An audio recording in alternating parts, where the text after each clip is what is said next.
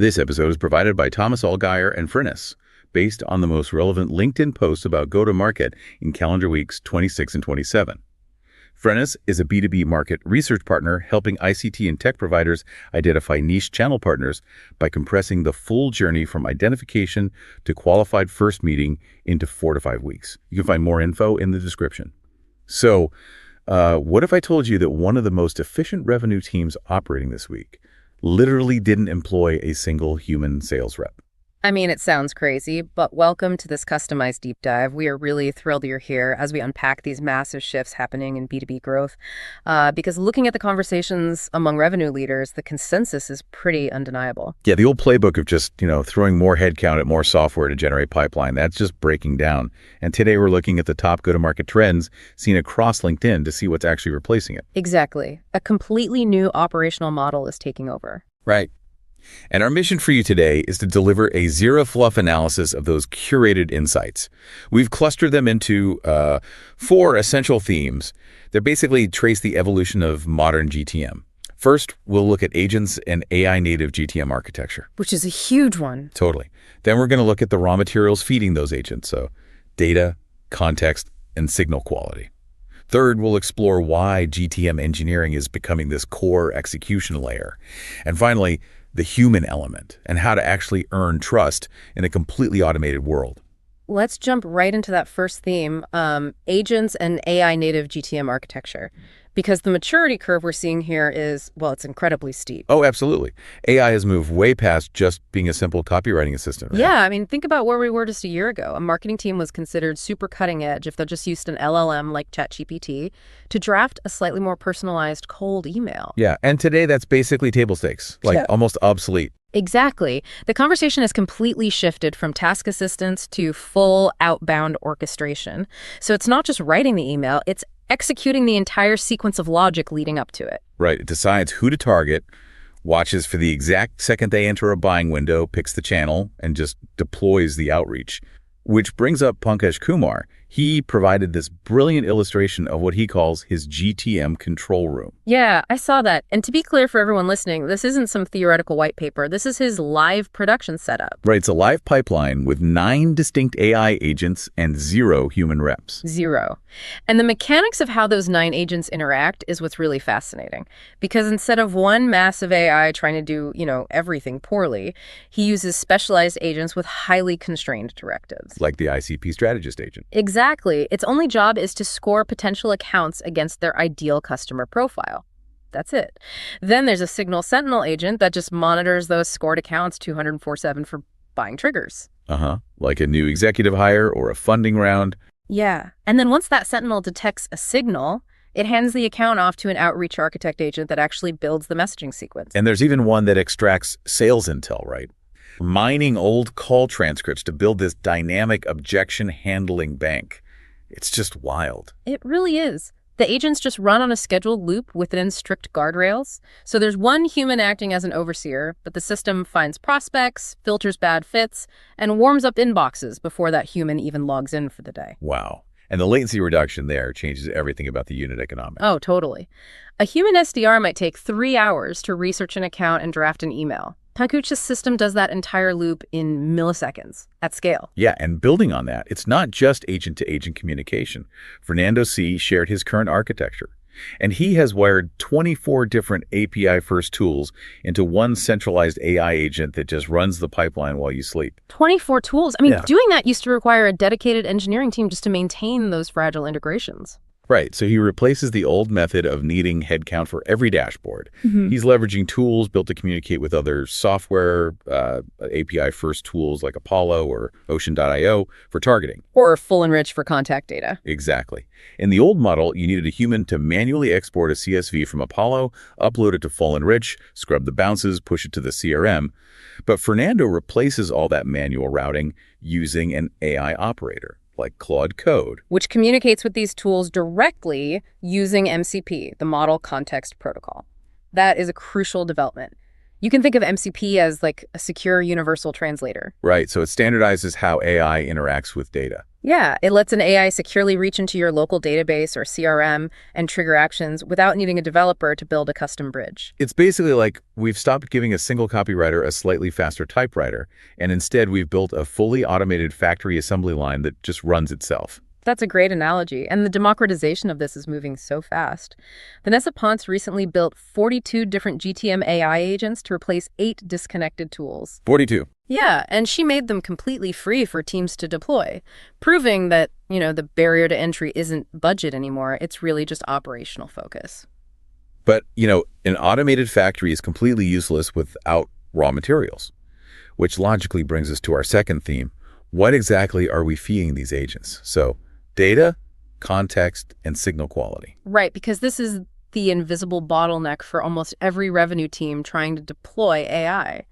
Florent Tatulias surveyed GTM leaders and found that the actual blocker isn't the AI models themselves. It's the fragmented data, isn't it? Exactly. If the foundation isn't ready, the AI just fills the gaps with noise.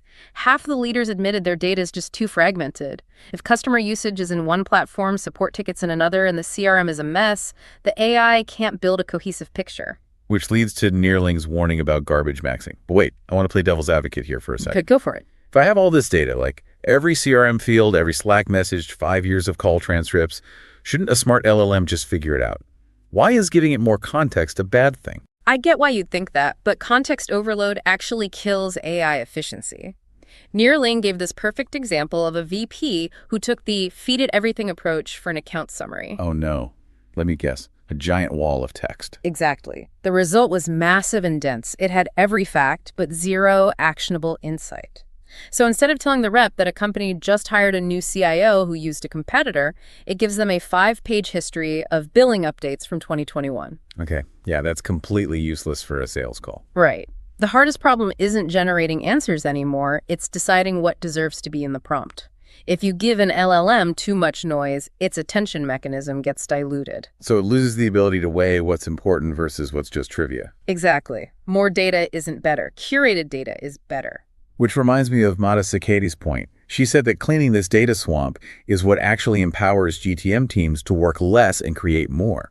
Yeah, sellers shouldn't be chained to their desks debugging bad lead routing. Clean data frees them up. But that introduces a huge question. If you have the architecture and you've cleaned the data, who actually runs this machine? Because it's not a traditional marketer or a sales rep. And that gap brings us to our third theme. GTM Engineering becomes a core execution layer. We're seeing this new role that bridges RevOps, growth marketing, and AI workflows. Yeah, the GTM engineer, Jan Brockovich, actually explained this through Clay's FEAT framework, right? FETE. Yes. Find, enrich, transform, export. It's a whole mindset of taking messy inputs and building systems rather than just learning a specific tool. So like in the find stage, they aren't just buying a list. They build a workflow that dynamically scrapes LinkedIn for funding news. Right. And then enrich. They build waterfall logic. If provider A doesn't have the email, it automatically pings provider B. And transform is where it deduplicates records, formats names, and scores intent, before finally hitting export to route clean data directly into the CRM. Exactly. But there's a massive warning here from Maria Rincon. Oh yeah, the sequencing issue. She warned that hiring a GTM engineer before you have product market fit just amplifies your foundation problems. It really does. If you don't have a clear ICP or validated messaging, hiring a GTM engineer is, well, it's dangerous. It's like putting a rocket engine on a shopping cart with a broken wheel. Yeah. You aren't fixing the cart, you're just crashing into the wrong buyers at Mach 3. I love that analogy. You just end up automating rejection. And Jack Barry and Brett Hovanek added to this. They said, teams need to diagnose broken motions and hire traditional RevOps first. Why RevOps first, though? Aren't they considered kind of the old guard? Well, because RevOps builds the commercial logic layer. They define what a sales qualified lead actually is. If those definitions aren't mathematically precise, your new GTM engineer is going to spend all day just debugging bad systems instead of building automations. That makes total sense. But taking this to its logical conclusion, if every competitor successfully engineers these perfect automated outbound rockets, the market is going to be absolutely flooded with infinite, highly personalized AI outreach. Oh, without a doubt. The cost of generating a quote-unquote good cold email will drop to zero. So how does a brand actually win then? That brings us to our final theme, the human element and earning trust. Because when AI mimics personalization at scale, it's not a differentiator anymore. Right. Mathieu de Tarlet made a super sharp observation about this. He said U.S. enterprise decision makers are so swamped with cold outreach that they're just numb to it. Completely numb. Being hyper-personalized doesn't matter if you're just one of 50 AI emails they got that morning. So GTM teams are replacing traditional outbound with these advisor boards built from target buyers, asking for their expertise to shape a roadmap instead of just pitching them. Exactly. You gain credibility and network access that way. And Harsharaj had another fascinating take, direct mail. Wait, really? So the ultimate cutting-edge response to hyper-advanced autonomous AI agents is like the Postal Service. I know, it sounds hilarious, but yes. In an age of infinite digital outreach, sending a thoughtful, physical postcard tied to an executive dinner actually cuts through the noise. Because it requires genuine effort, right? Huh. Low-tech mediums stand out. Yeah. Kai Hackbarth confirmed this from the deep tech sector, too. AI is great for top of funnel, but in high ACV, complex deals, procurement and security stakeholders require trust. And trust doesn't automate.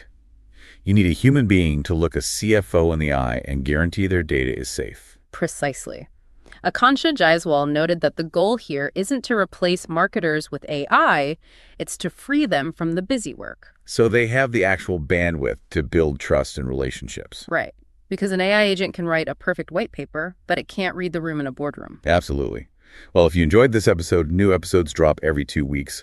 Also, check out our other editions on account-based marketing, field marketing, channel marketing, MarTech, social selling, and AI, and B2B marketing. Yeah, thank you so much for joining us on this deep dive. Be sure to subscribe. And, I want to leave you with a final thought to mull over. As AI drives the cost of digital outreach and content generation down to zero, the only marketing channels that will retain a premium ROI are the ones that are fundamentally unautomatable and unscalable. In the future, doing things that don't scale might actually be the most scalable strategy you have.